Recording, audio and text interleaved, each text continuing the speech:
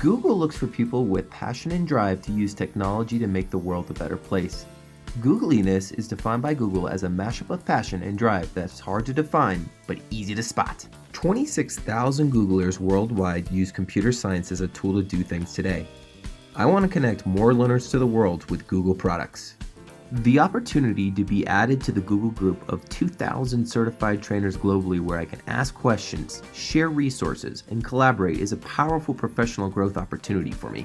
So what makes me googly? I've taken the time to learn, pass Google certification exams, and improve my training skills in order to grow. I'm a networker with 14,000 online connections who wants the ability as a Google trainer to work in a variety of environments.